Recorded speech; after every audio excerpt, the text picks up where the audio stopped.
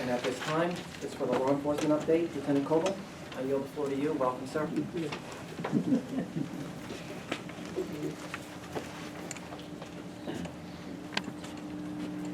Good evening, Council. Shirley's already told me to be brief, so. First off, I want everybody to just take a minute, and our good friend Larry Miller's in here, and he just told me that he just got out of the hospital. And I think it's a good thing that we've got Larry back with us, because I've asked him, where you been at? Have you been hiding? And he said, actually, I was hiding. I was in the hospital for 3 months. So, Larry, I just want to say on behalf of me, I'm glad to see you back here, brother. So, good to see you. A couple things I want to make you aware of, and then a couple of ongoing investigations that I can't go too far into because of current search warrants that are going on for some information right now. But since the last time that we met and talked, we've since had another armed robbery at a restaurant here in town on Friday, March 11th at 9:42 in the evening. The Subway on Unionville Indian Trail Road, which is catty corner right behind the 7-Eleven, right over here like you're going to Walmart, had a black male enter a store with a handgun, robbed employees of money. During the time of the robbery, Deputy Eric Mangum had just finished a traffic stop and was sitting in the Cake Skating Rink parking lot right across the street. So our response time to that was pretty much zero. But what happened was one of the employees ran out of the business and ran over to the 7-Eleven and called it in. So as Mangum was coming across the highway and watching and looking, he's focused on the 7-Eleven because that's where the call came from. I think we could have ran a circus of elephants behind the 7-Eleven and he would have not seen it because he was, focused on that one particular thing. We do have a little bit of video and we do have a hopeful lead on that case. But what was surprising to me when I got up here that night was that we had 12 deputies that responded to that scene itself. And it came from throughout different, various parts of the county. But since that time, that made 4 now of armed robberies that we've had at our Business 74 corridor since the beginning of the year. So what we've done is we've dedicated and been working with our detectives to staff plainclothes detectives for surveillance along the 74 corridor, the fast food area, and the gas station. We've also been working extra manpower for a uniform presence on alternating nights for that. So our crime analyst has put together a little bit of information from us, trying to hopefully predict. If we had that crystal ball, it'd be a whole lot easier for us. But we are taking steps to try to increase some things. We've been working with neighboring jurisdictions. Matthews has had a couple, and we're trying to see if they fit into the same model of what we've been having as far as armed robberies going on. But then on Sunday, March the 13th at 12:28, we had an armed robbery in the Suburban Estates neighborhood, which is off of Secret Shortcut Road, Spring Harvest Drive. And that robbery came in as a citizen that got robbed, and pretty much started with no leads. And our detectives were able to work with CMPD. And I was telling Scott earlier in the week last week about this one. It's pretty interesting is that they've been able to identify the car used in the robbery, and they did that through tag readers and also through video surveillance that Charlotte has stationed throughout Mecklenburg County and up around the downtown area. Because our victim had went to Charlotte and then came back here, and we felt like they were followed, and we pretty much confirmed that. So we're working on some search warrants on that case. We've got a good suspect identified, just at this point waiting on the paperwork part of it so that we can get the rest of it together and move forward with criminal charges. During the week of March 14th, any of you that's got kids at Sun Valley High School know that there's been a whole rash here in the past few weeks, but especially this past week, of threats written on the walls in the bathrooms, kids taking pictures of them, putting them out on social media. School's going to blow up tomorrow. Mama, Daddy, please don't send me to school.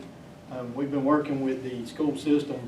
First couple times that happened, the school system allowed them to have a excused absence, which has prompted a whole lot more now. Porter Ridge then had some. We started seeing some in other areas of the county.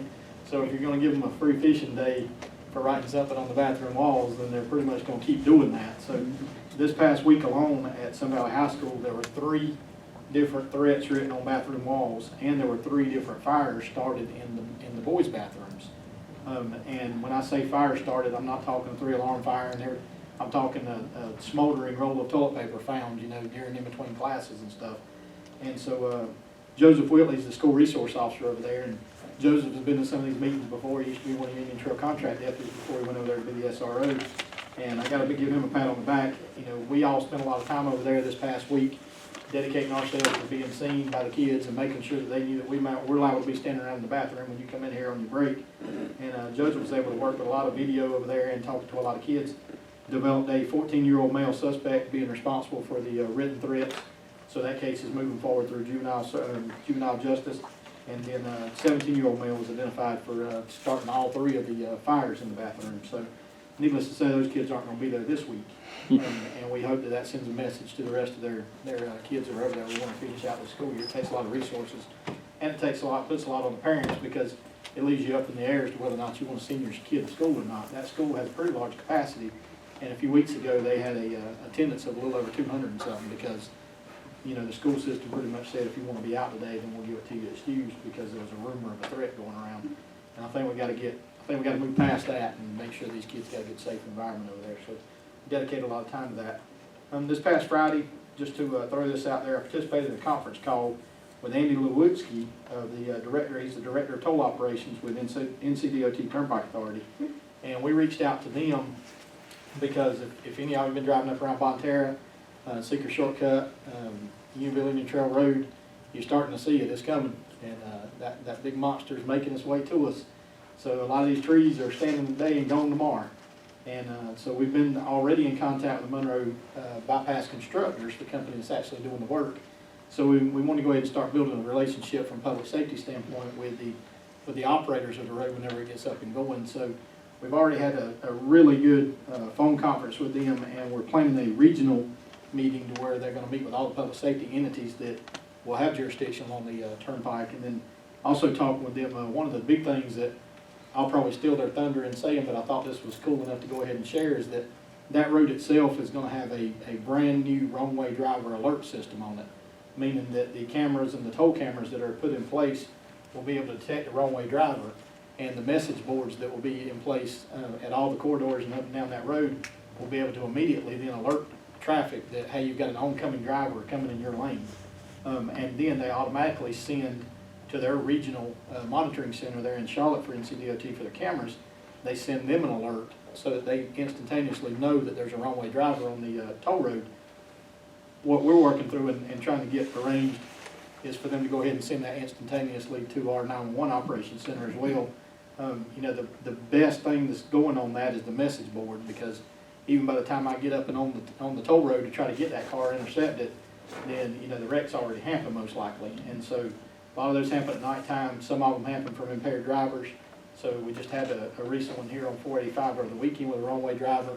So I think that's awesome news to hear whenever Andy told us that, that was a brand new software, brand new system that we're going to be putting in place on this Monroe bypass. And so I wanted to share that. And like I said, it's going to take some of their thunder, but at the same time, I think that's, good news. We're all worried about what they're bringing to us in our community. Good thing is, I think they're really trying to make it the best road they can make it whenever they bring it here in the safest road. Last thing I've got, some of you may have seen on social media here in the past week, Chris Byram, he's the Weddington SRO, School Resource Officer. He used to be assigned to Indian Trail up until this past year whenever he moved down to Weddington to be their SRO. He's got a little boy by the name of Clay. He's a little over 1 year old, and he developed what they call staph scalded skin syndrome this past week and had to go to Chapel Hill. Luckily, he's doing good now, but in case anybody had seen it, I've had a lot of asking, from the community, people asking about it because his picture with his dad in uniform, it's kind of been floating around on social media, but he's back home now.